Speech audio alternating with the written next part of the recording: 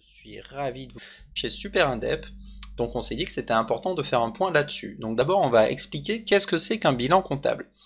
Ensuite on va expliquer finalement qu'est-ce que ce serait qu'un bilan comptable pour une auto-entreprise, comment est-ce qu'on pourrait l'envisager. Et enfin on va résumer toutes les obligations comptables d'un auto-entrepreneur. Alors, un bilan comptable, comme vous vous en doutez sûrement, c'est quelque chose qui permet normalement de connaître l'état de santé d'une entreprise. Donc ça représente la situation patrimoniale d'une entreprise et en gros ça permet de savoir l'entreprise, qu'est-ce qu'elle possède, qu'est-ce qu'elle doit, donc ça donne vraiment une idée en fait de la rentabilité d'une entreprise. C'est pour cette raison que quand vous cherchez en fait à faire un emprunt ou quand vous devez justifier vos revenus, comme vous n'avez pas de fiche de paye pour prouver combien vous gagnez, on va vous demander à la place un bilan. Et avec ce bilan, on va regarder justement si effectivement vous gagnez bien votre vie et on va comme ça connaître votre niveau de revenu, tout simplement. Sauf que, en fait, quand vous êtes en auto-entreprise, comment est-ce qu'on connaît vos charges? Aujourd'hui, en appliquant un pourcentage sur votre chiffre d'affaires. Comment est-ce qu'on connaît vos revenus imposables? En appliquant aussi un pourcentage sur votre chiffre d'affaires. Le patrimoine de votre entreprise, c'est quoi? Il n'existe pas parce qu'en fait, vous êtes en micro-entreprise, c'est-à-dire une forme simplifiée de l'entreprise individuelle, ce qui veut dire qu'il n'y a pas de séparation entre votre entreprise et vous-même, c'est une entreprise en nom propre, donc il n'y a pas de notion de patrimoine de l'entreprise. Autrement dit, quand vous êtes en auto-entreprise, connaître votre chiffre d'affaires, c'est connaître votre rentabilité. Et d'ailleurs, ce qu'il faut bien comprendre, c'est que quelque part, l'auto-entreprise, elle a été pensée pour ça, pour que justement on n'ait pas besoin d'un comptable pour faire des liasses fiscales, etc., etc., et des bilans comptables et tout ça, parce que on se base sur des calculs très simples. On prend le chiffre d'affaires, on applique un pourcentage. Ça a des avantages et ça a des inconvénients, mais en tout cas le principal avantage c'est que c'est extrêmement simple et que justement on n'a pas besoin de bilan. Alors, du coup, pourquoi est-ce qu'on vous demande quand même un bilan quand vous voulez, je sais pas, louer un appartement ou faire un emprunt? Malheureusement, parce que la plupart des administrations ou des entreprises qui ont affaire à des professionnels, dès qu'elles voient professionnel, leur premier réflexe c'est de demander un bilan. Parfois, ils ne savent même pas en fait que pour une micro-entreprise, ça n'a pas forcément de sens. Mais la plupart du temps, quand on vous demande un bilan, ce qu'on vous demande en fait, c'est de justifier vos revenus. Donc, si jamais on vous le demande quand vous êtes en auto-entreprise, faites l'effort d'expliquer que vous êtes en auto-entreprise et que donc, si vous donnez vos déclarations de revenus, vos déclarations de chiffre d'affaires qui sont déposées auprès de l'URSSAF, en fait, ils peuvent connaître votre rentabilité et finalement combien vous gagnez et quels sont vos revenus imposables, tout simplement.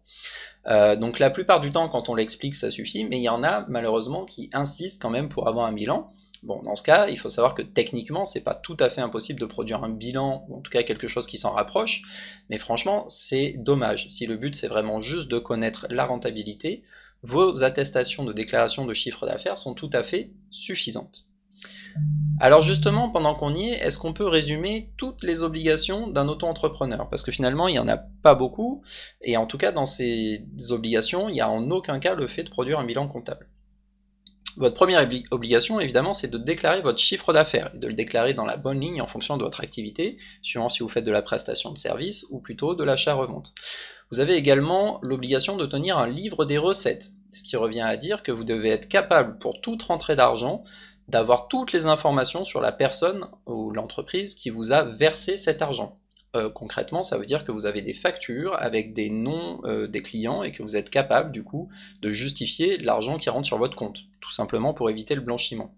Vous devez également tenir un registre des achats, notamment si vous cherchez à vous faire rembourser de la TVA, puisque dans ce cas, effectivement, vous pouvez faire des achats professionnels sur lesquels vous allez pouvoir déduire la TVA, et donc vous devez garder de la même façon que quand vous avez de l'argent qui rentre, vous devez avoir toutes les preuves pour expliquer de qui ça vient, à quoi ça servait, etc.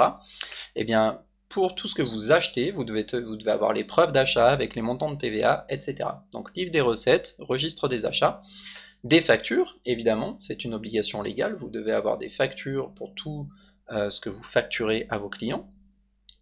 Et enfin, si jamais vous avez dépassé les seuils, vous devez également faire vos déclarations de TVA. Voilà. Quand on a fait le tour de ces 5 obligations-là, En gros, on a fait le tour des choses les plus importantes. La seule qui resterait éventuellement, ce serait déclarer votre CFE une fois par an et évidemment déclarer votre impôt sur le revenu, mais ça, peu importe que vous soyez freelance ou pas, évidemment, il faut le faire. Donc voilà les obligations comptables d'un auto-entrepreneur, ça se résume à ça. Le CA, livre des recettes, livre des achats, et les factures, ça c'est obligatoire quoi qu'il arrive. Et si on a dépassé le seuil de TVA, aussi les déclarations de TVA. Donc en résumé, est-ce que je suis obligé d'avoir un bilan comptable pour ma micro-entreprise? Non, ça a d'ailleurs été réfléchi justement pour ne pas avoir besoin de ce genre de documents. Tout est calculé à partir de pourcentages qu'on applique sur le chiffre d'affaires. Et donc, quelles sont vos obligations? Eh bien, vos déclarations, le livre de recettes et le registre des achats, et bien sûr, émettre vos factures. Voilà, c'est tout ce que j'avais à vous dire sur la notion de bilan comptable pour une auto-entreprise. J'espère que ça pourra vous servir. Si jamais vous avez des questions, comme d'habitude, n'hésitez pas à nous les poser sur les réseaux sociaux ou en commentaire. On sera ravis d'y répondre. Merci beaucoup et à la semaine prochaine.